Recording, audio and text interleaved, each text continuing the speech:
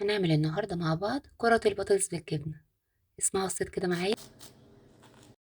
ناس كتير قوي طلبوها مني، فانا قلت لازم اعملها لكم بتكون بطريقة سهلة وبسيطة وفي نفس الوقت ما تكونش فيها اي تكلفة خالص.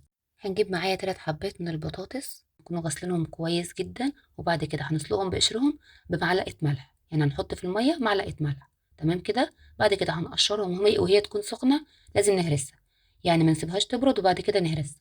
خلاص.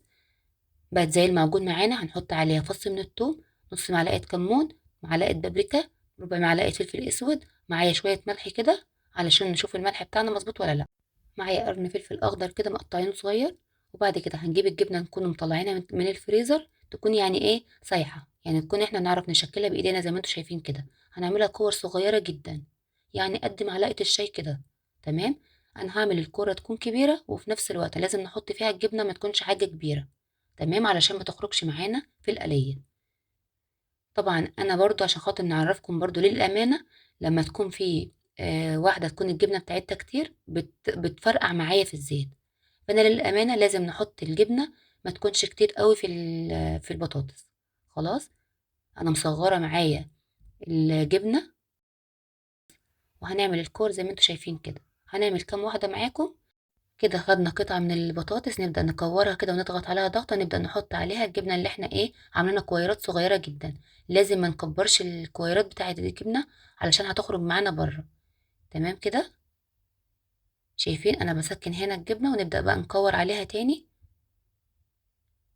وكده خلاص جاهزة معانا. نبدأ بقى نجيب معانا البقسماط ده بنجيب كده كيس بيبقى مملح معانا. هنا معايا معلقتين من الدقيق، معلقة من النشا، بنقلبهم مع بعض. وده الكفر الاولاني. بعد كده هنجيب نص كوبايه من اللبن، ده الكفر التاني. وبعد كده نحط البقسماط اللي احنا مجهزينه. خلاص كده. بنبدأ بقى نغلف كده الكويرات معانا، وبعد كده نحطها في اللبن. خلاص. انا مش هحط عليها بيض ولا نكلف نفسنا ولا اي حاجه. نقدر نحط برضو يعني قيمه معلقتين من اللبن ونحط عليها بالباقي ميه، مفيش مشكله. تمام. اهم حاجه احنا ما نكلفش نفسنا في اي حاجه، على قد ما نوفر نوفر. بعد كده انا بحط في كيس ليه؟ نقدر بقى الكور اللي احنا عاملينها ديت نتحكم فيها، يعني نتحكم في التغليف، وفي نفس الوقت مش هنبهدل ايدينا ولا نبهدل الدنيا حوالينا. خلاص. الكفر الاولاني من الدقيق والنشا نبدأ نحط في اللبن. بعد كده نحط في البقسماط. تمام. الطريقة دي هتكون سهلة معانا في اي حاجة. اي كفر احنا عايزينه نخليه مقرمش نقدر نعمله بالطريقة اللي انتوا شايفينها دي. خلاص.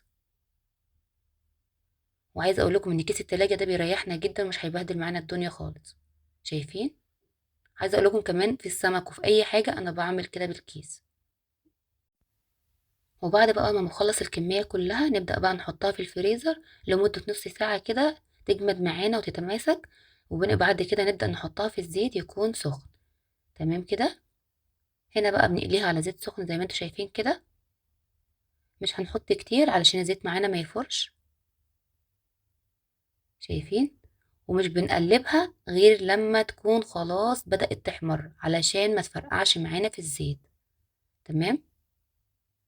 وبتخرج معانا زي ما انتوا شايفين كده. تحفة.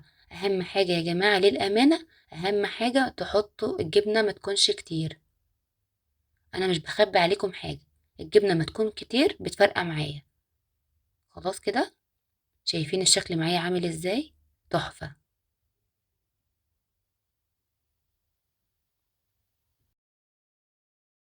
تعالوا بقى نشوف واحدة كده. شايفين الجبنة بتاعتها هتبقى سايحة ازاي. نقدر نجيب جبنة موتزاريلا اللي هي القطع ديت اللي نعملها مربعات او اي حاجة زي ما انتوا حابين تعملوا. سامعين معايا الصوت. تحفة. شايفين الجبنة سايحة ازاي. وكده خلاص خلصنا. انا اسماء الحمامصي، لايك وشير، مع السلامة.